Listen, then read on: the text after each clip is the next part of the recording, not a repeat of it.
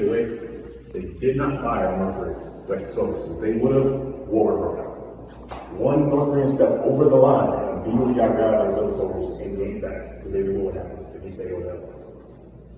So, they don't use those words that much.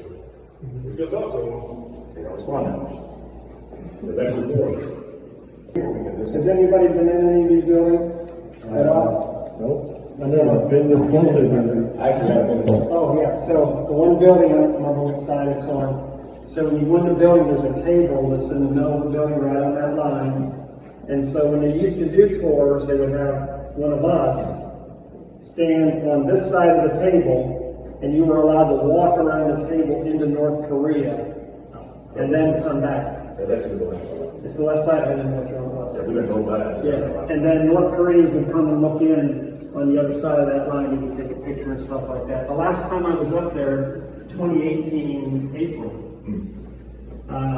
there was nobody on that side at all. You can see there's cameras everywhere, and there was nobody at all even on the North Korean side during that time. And while we were standing there, right where these guys are, there was two North Koreans in that middle window, banging on the window to get our attention so they could take photos of us. We were told, "I'll look at them." Yeah. And the whole time they were camera in the window, like trying their hardest to get our attention so we could take photos of us. We were up there for about 30 minutes and they followed around the whole time so they could keep eye on us.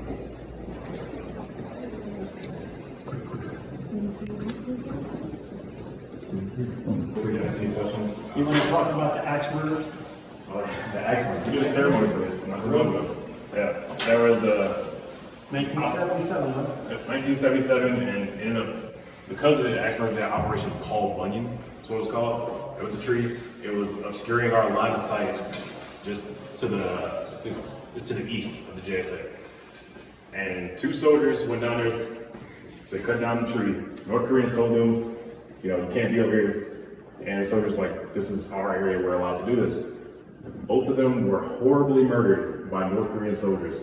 One of them, he got injured, managed to crawl into a hole where North Koreans took turns chopping him up with axes until he died. That's tough. We had And some of the back history too of why that happened is because when the Japanese were here and occupied Korea, they cut down every tree in Korea and shipped it to Japan to build things with. So when I came in 1989, you couldn't cut a tree down. Like if you went to the field and you say, oh, there's this little sapling tree about an inch thick around, about 3 feet tall, and we need to park a truck here. You couldn't cut it down at all in 1989. It was illegal to cut trees down, so that's part of the reason that all that happened. Yeah.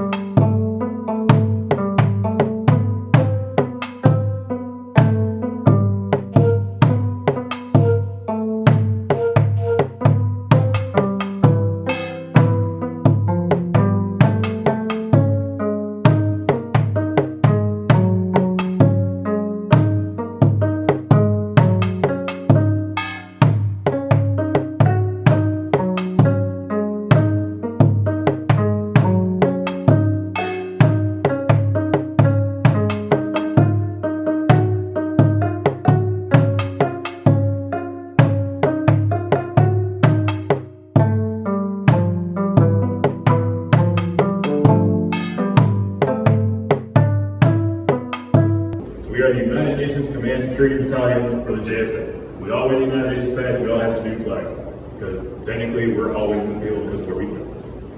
We say we're in front of them all for a reason. That is our battalion, motto, because we are truly the furthest, most forward American forces here in Korea.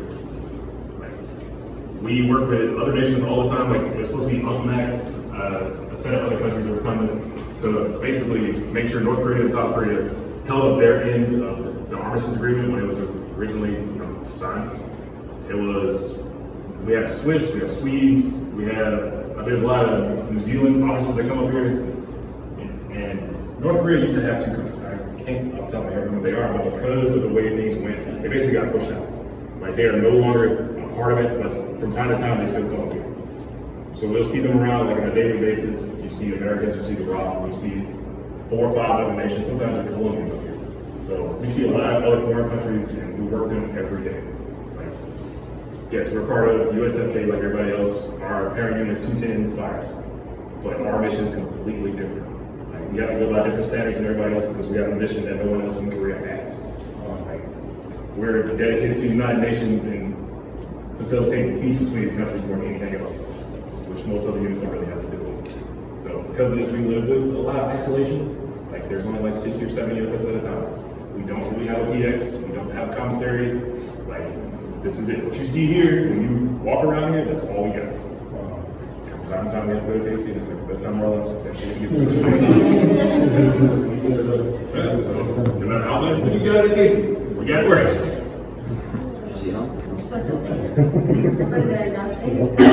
Can't say on y'all. And none of those people were coming. Nobody in this unit came here to ever go to the JSA. We all came here going to the KC. I was supposed to go to the G2 shop of 8 Army.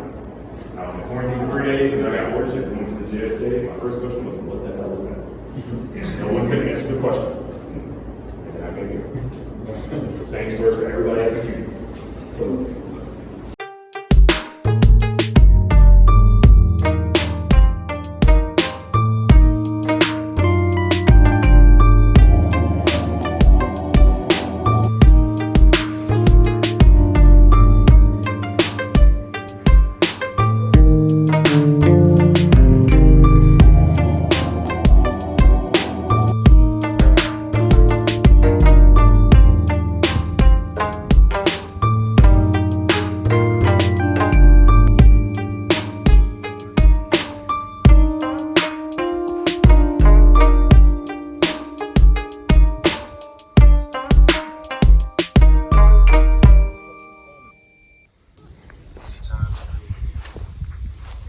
maybe small.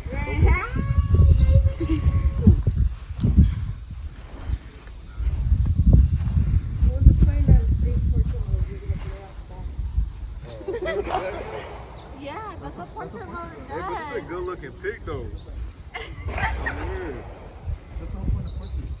God damn, look at my fucking skin. That shit is crazy. That is great.